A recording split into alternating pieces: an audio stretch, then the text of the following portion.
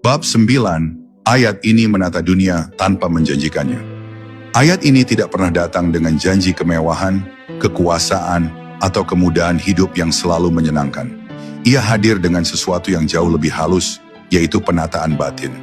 Namun justru dari batin yang tertata itulah dunia mulai menemukan tempatnya.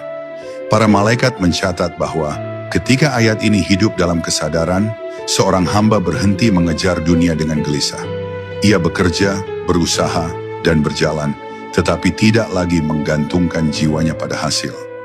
Sikap batin inilah yang membuat urusan dunia perlahan teratur, bukan karena dikejar, tetapi karena ditempatkan pada porsinya. Dunia sering menjadi berat bukan karena banyaknya tanggung jawab, melainkan karena harapan yang tidak terkelola. Ayat ini mengajarkan pengelolaan yang lembut, bukan dengan mengurangi usaha, tetapi dengan membersihkan keterikatan. Para malaikat mengenali bahwa ketika keterikatan berkurang, hati menjadi lebih lapang dalam menerima apapun yang datang. Dari kelapangan inilah, keputusan-keputusan hidup menjadi lebih jernih. Bukan lagi berdasarkan dorongan takut atau serakah, tetapi berdasarkan kesadaran akan apa yang diridai Allah. Kesadaran ini membawa ketenangan yang tidak bergantung pada keadaan luar. Ayat ini menanamkan pemahaman bahwa dunia adalah amanah, bukan tujuan akhir. Ketika pemahaman ini meresap, cara memandang keberhasilan pun berubah. Keberhasilan tidak lagi diukur dari banyaknya yang dimiliki, tetapi dari seberapa sedikit hati terikat. Para malaikat mencatat perubahan ini sebagai kemajuan ruhani yang nyata.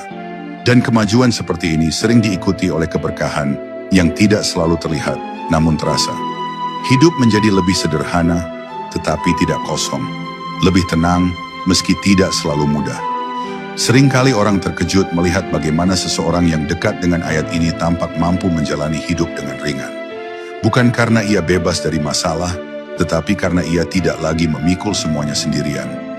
Ayat ini mengajarkan seni menyerahkan beban kepada Allah tanpa meninggalkan tanggung jawab. Para malaikat melihat keseimbangan ini sebagai tanda kedewasaan yang tinggi. Dari keseimbangan inilah, takdir dunia diturunkan dengan cara yang lebih teratur, tidak penuh gejolak yang melelahkan.